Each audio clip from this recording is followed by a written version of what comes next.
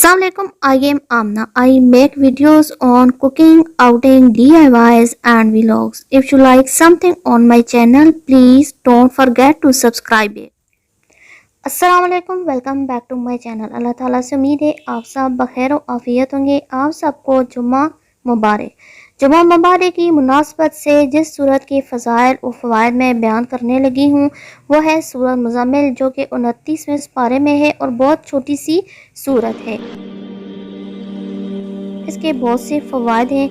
सबसे बड़ा फ़ायदा तो ये है कि अगर इसकी रोज़ाना पाबंदी से तिलावत की जाए तो अल्लाह ताला दुनिया और आखिरत में दोनों जगह की तंगी और परेशानी को दूर कर देगा और वो किसी का मोहताज नहीं होगा। और दूसरी एक जगह पर लिखा हुआ है कि जो इसकी पाबंदी से तिलावत करेगा तो अल्लाह ताला ख्वाब में हुज़ूर सल्लल्लाहु अलैहि वसल्लम का दीदार नसीब फरमाएंगे।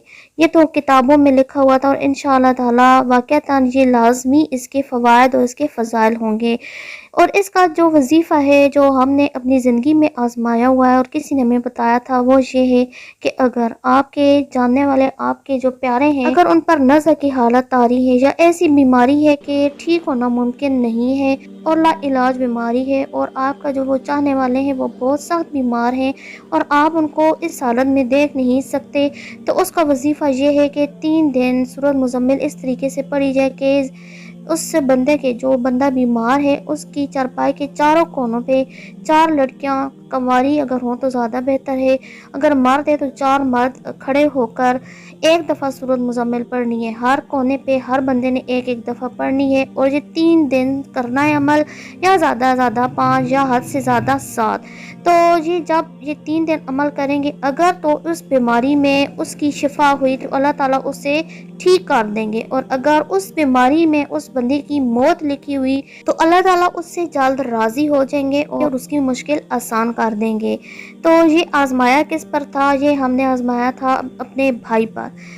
जैसे कि आप जानते हैं कि बहनों के लिए भाइयों का रिश्ता कैसा होता है, ये अनमोल रिश्ता है क्योंकि इसका न बदल कोई नहीं होता। तो मैंने पहले भी 2-3 दफ़ा बताया, हमारे जो भाई थे 42 साल की उम्र थी, बहुत सख्त तकलीफ़ में थे, बहुत ज़्यादा। तो एक वक्त आया कि डॉक्टर्स ने भी बता दिया था कि इनका अब ज़िंदा रहना मुमकिन नहीं है क्योंकि इनकी क्रिटिकल कंडीशन ऐसी थी कि ज़िंदगी इनकी ख़त्म, बस कॉल डॉक्टर्स ख़त्म हो चुकी थी। लेकिन अब ये जो हालत ऐसी होती है कि अब इंसान नज़र की हालत में कितनी तकलीफ़ होती है, ना जिंदों में वो शुमार होता है ना वो मुर्दों में। तो वो हॉस्पिटलाइज थे तो हमने वहाँ ही से जो है बड़े दिल गुर्दे का काम है कि क्या ना कि जी सूरत मुज़म्मिल का वजीफ़ा शुरू करें। मेरे हस्बैंड उस वक्त उधर थे तो जो है जब डॉक्टर्स ने बताया कि इनका मतलब अंदर से जो सिस्टम है सारा ख़त्म हो चुका है, आईसीयू में थे, तो हमने उधर ही अरेंज किया, कहलवा कर भेजा कि 4 बंदों को अरेंज करें, सूरत मुज़म्मिल पढ़ाएं। तो मेरे भाई जो थे हाफ़िज़ कुरान थे, उन्हें भी इस बारे में पता था कि ये क्यों पढ़ा जा रहा है, लेकिन खामोशी से देखते रहते। और आप यकीन माने कि 2 दिन पढ़ते गए हैं, तीसरे दिन वो उनकी जो मुश्किल थी आसान हो गई थी। ये ज़िंदगी चंद दिन की है, मरना तो हर एक ने है ही, और मोमिनों के लिए ये ज़िंदगी, ये दुनिया कैद खाना है। तो अपने जो प्यारे हैं अगर वो इतनी सख्त तकलीफ़ में हों तो उनके लिए इस तरह का वजीफ़ा करने में कोई हर्ज नहीं है। तो बाज़ लोगों को जब बताया जाता है तो वो हैरत का इजहार करते, कहते हैं हम मौत के लिए पढ़ें, तो क्या मौत नहीं आनी है? अगर एक बंदा उसका इधर जीना मुश्किल हो रहा है, ना वो जिंदों में शुमार हो ना मुर्दों में, तो फिर उसके लिए मौत जो होती है वो आज़ादी का परवाना होती है। और मैं ये सिर्फ ये नहीं कह रही हूँ कि जैसे भी सूरत मुज़म्मिल पढ़ते जाएं तो बंदा मर जाता है। हमारी फुप्पो थी, वो बहुत ज़्यादा ज़ईफ़ हो गई थी, उन पर हमने कितनी दफ़ा ये वजीफ़ा करवाया था, लेकिन जब भी करवाते थे उनकी तबीयत बहाल हो जाती थी क्योंकि ज़िंदगी लिखी हुई थी, क्योंकि मौत से बचने का तो कोई वजीफ़ा है ही नहीं है। हमें नहीं पता है कि किसने कब मरना है।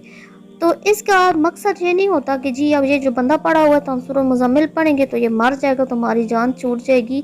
इसका मकसद ये नहीं होता, क्योंकि हमें क्या पता कि इस बंदे ने कितना जीना है। ये जानने वाली ज़ात ऊपर बैठी हुई है, सिर्फ इस अमल से اس بندے کی اگر زندگی ہے تو وہ اس بیماری میں اس کا کوئی نہ کوئی ذریعہ بن جاتا ہے، وسیلہ بن جاتا ہے۔ اور اگر اس بندے نے اس بیماری ہی میں سال بعد، 2 سال بعد، 3 سال بعد، 5 6 ایڑیا رگڑ رگڑ کے اس بیماری میں تکلیفیں سہ سہ کر مرنا ہے، تو پھر اس صورت کے فضائل میں یہ ہے کہ وہ تکلیفیں اسے برداشت نہیں کرنی پڑتی ہیں اور اس پر اللہ تعالیٰ جلد راضی ہوتے ہیں اور موت کا پروانہ جلد آ جاتا ہے۔ اللہ تعالیٰ سب کے گھروں میں عافیت والا معاملہ فرمائے، ہمیں آخرت کی فکر کرنے کی توفیق دے۔ آئی ہوپ آپ کو یہ ویڈیو پسند آئی ہوگی۔ آپ کے گھر میں، آپ کے ارد گرد جب بھی اس طرح کا کوئی مسئلہ ہو، کوئی بندہ نزع کی کیفیت میں ہو، صدقہ جاریہ سمجھ کے اس بندے کو یہ والا وظیفہ لازمی بتائیں۔